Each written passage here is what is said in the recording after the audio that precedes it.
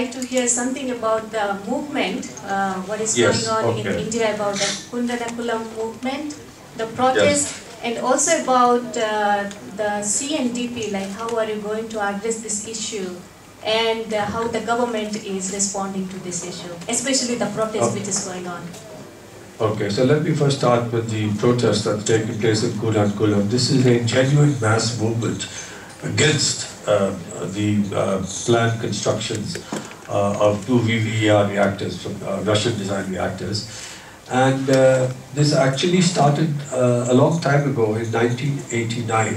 In 1988, Rajiv Gandhi and Gorbachev had signed an agreement for setting up the Kudankulam nuclear power plant. In 1989, there was the first protest against this, in which there was firing and people had got injured. And then the Soviet Union collapsed, so things went into abeyance. And then in 1998, the Indian government under Vajpayee as Prime Minister restarted the program. And ever since then, there have been protests, there have been appeals from the organizations there for right to information, which has always been stalled. So there have been various protests from time to time, but things really hotted up.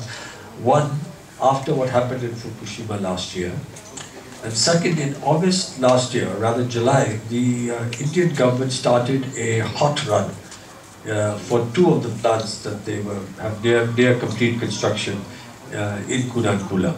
Hot run means they put in dummy fuel. And they also, in the wake of Fukushima, decided that they would have a kind of mock drill. And the whole thing backfired. People got very, very upset about what was happening. They carried out a hunger strike for 12 days. The government, the central government of India, then responded to that by saying, okay, we'll halt construction and let's have a discussion and let's set up an expert committee. The protesters said that we want a committee which will include independent representatives of the people, or else what you do is that you have your committee come and talk to our people's expert committee face to face. And in the meantime, stop construction. The government did not do this. It tried to carry on with construction. It did not have a face-to-face meeting. And then what happened was that the protest of many thousands blockading the plant stopped the construction except for maintenance. And since then, there have been all kinds of remarkable protest actions. One of the most remarkable developments was on November 20th, 2011, which is World Fisheries Day, because so many of the protesters are on the coast. The plants, the site is on the coast, and fishermen. They did a remarkable thing. They got 300 to 400 boats going out to sea and then coming close to the coast where the site is and giving protests, shouting slogans and so on. And after that, the Indian government panicked and shamefully imposed sedition charges against 125 people trying to weaken the movement. The movement is not weakened. The People's Expert Committee sent a note demanding some 50 documents, environment in this assessment and all the rest of it, which of course the government did not agree to.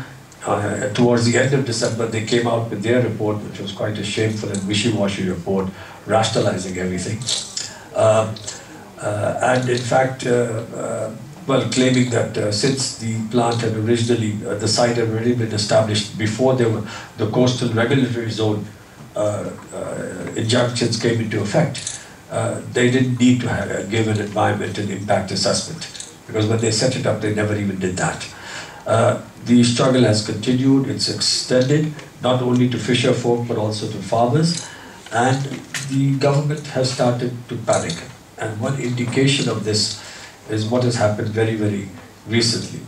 They started attacking NGOs for being foreign funded, using the bogey of the foreign hand, as it were, to try to delegitimize the protests.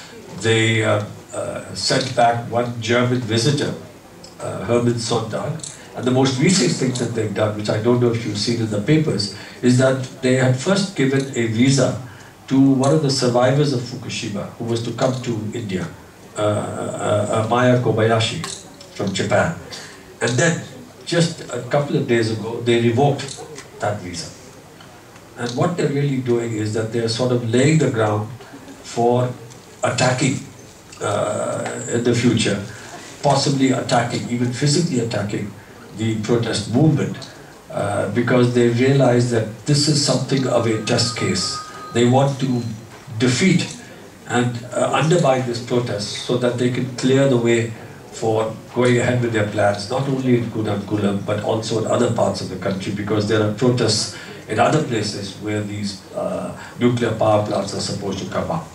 Notably in Jaitapur, which is in Maharashtra, on the western coast, and which is going to be the world's largest nuclear power plant if things go according to government plans. They are planning 6 reactors which will have a total of 10,000 megawatts of the Areva French design, which has run into all kinds of troubles elsewhere. Then they also have plans to put in nuclear reactors elsewhere. In other words, China and India are the 2 countries which have the most biggest expansion plans here.